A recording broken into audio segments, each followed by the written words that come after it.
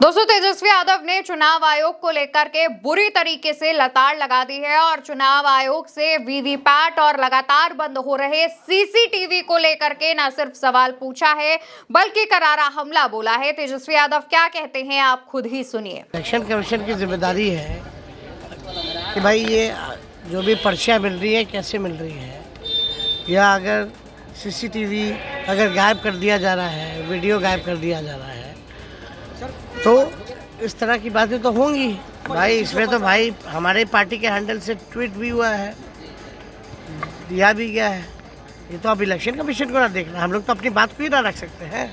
गड़बड़ करने की कोशिश हो रही है सर। गड़बड़ करने दीजिए, कुछ नहीं होगा, वोट इतना मिल रहा है। दोस्तों, तेजस्वी यादव ने चुनाव आयोग को लेकर के ये जो बयान दिया है, ये उस वक्त तेजस्वी यादव कहते हैं जब वो तमाम जगहों पर जनसभा करने के लिए जा रहे होते हैं। पटना एयरपोर्ट पर तमाम मीडिया कर्मियों से बातचीत में तेजस्वी यादव ने ये बयान दिया है और तेजस्वी के इस बयान को लेकर चर्चा हो रही है। हालांकि तेजस्वी ने सिर्फ चुनाव आयोग पर बात नहीं की है और भी तमाम मुद्दों पर अपनी बात रखी है, उस पर भी हम चर्चा करेंगे। लेकिन उससे पहले हम आपको बता देते हैं कि समस्तीपुर के सराय रंजन विधानसभा क्षेत्र में कॉलेज के पास बड़ी संख्या में वीवीपैट से निकली हुई पर्चियां पड़ी हुई मिली थी, जिस पर विपक्ष सवाल उठा रहा था। उसे वोट चोरी का डर भी था और उसको वोट चोरी का अंदेशा भी लग रहा था। लेकिन इसके तुरंत ही बाद तमाम चीजें होती हैं। नालंदा में सीसीटीवी बंद हो जाती है, समस्तीपुर में सीसीटीवी बंद हो जाती है, हाजीपुर में सीसीटीवी बंद हो जाती है और इन बंद हुए सीसीटीवी पर चुनाव आयोग कोई जवाब नहीं लेता, कोई एक्शन नहीं लेता, जिसके बाद से ही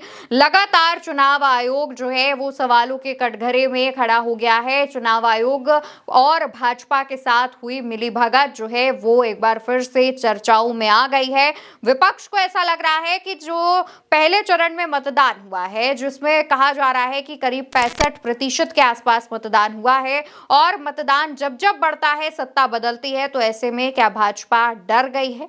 भाजपा इसको लेकर के काफी प्रेशर में आ गई है। यही वजह है कि चुनाव आयोग के साथ मिलकर काम कर रही है और इस चीजों को भांपते हुए विपक्ष जो है अब काफी ज्यादा अलर्ट हो चुका है।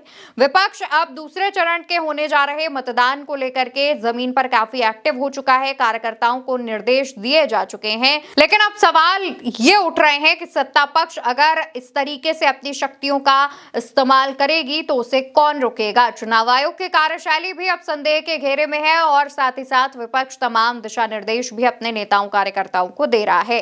इसके अलावा तेजस्वी यादव के बयान पर बात कर लेते हैं। तेजस्वी यादव सबसे पहले महागठबंधन की जीत को लेकर आश्वस्त नजर आते हैं, लेकिन साथ ही साथ वो प्रधानमंत्री नरेंद्र मोदी से हिसाब किताब मांगते हैं और कहते हैं कि आपने पिछले इतने सालों में गुजरात को क्या दिया और बिहार को क्या दिया, इसका लेखा जोखा दीजिए। तेजस्वी यादव जब ये बात कहते हैं तो उसके बाद से ही एनडीए खेमे में परेशानी जो है वो दिखने लगती है। वहीं दूसरी तरफ तेजस्वी यादव ने प्रधानमंत्री मोदी के कट्टे वाले बयान पर 65% आरक्षण की बात याद दिला दी।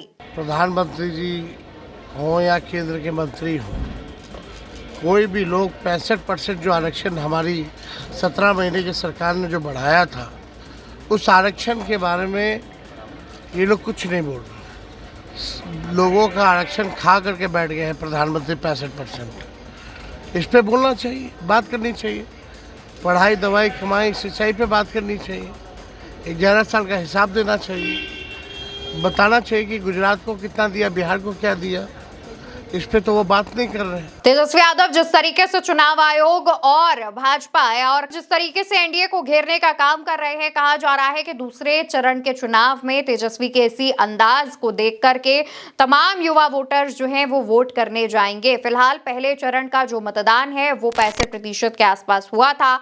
दूसरा चरण जो है वो भी जल्द ही होना है, महज कुछ घंटे बाकी हैं और दूसरे चरण के मतदान के बाद नतीजे 14 तारीख को सामने आएंगे और 14 तारीख को यह पता चल जाएगा कि बिहार में किसकी सरकार बन रही है। लेकिन जिस तरीके से वीवीपैट की पर्चियां और सीसीटीवी वाले मामले सामने आ रहे हैं, बिहार की जो जनता है उसमें एक बार फिर से वोट चोरी का जो डर है वो समा गया है। जनता का कहना है कि अगर इस बार भी वोट चोरी होती है और वोट चोरी करके एनडीए की सरकार बन जाती है तो फिर जनता अपनी फरियाद लेकर किसके पास जाएगी और जनता का वोटिंग के इस पूरे प्रोसेस से चुनाव आयोग से भी भरोसा उठ जाएगा। फिलहाल नतीजे जो हैं वो 14 नवंबर को सामने आ जाएंगे, लेकिन उससे पहले तमाम जो चीजें हो रही हैं कहीं वो दूसरे चरण में भी ना हो जाए, इसको लेकर के भी अब तमाम नेता जो है वो एक्टिव हो चुके हैं, तमाम विपक्षी दल भी एक्टिव हो चुके हैं। फिलहाल के लिए मेरे साथ इस खबर में इतना ही। खबर उल्टा चश्मा यूसी पर देख रहे हैं, चैनल को याद से सब्सक्राइब कीजिएगा। नमस्कार।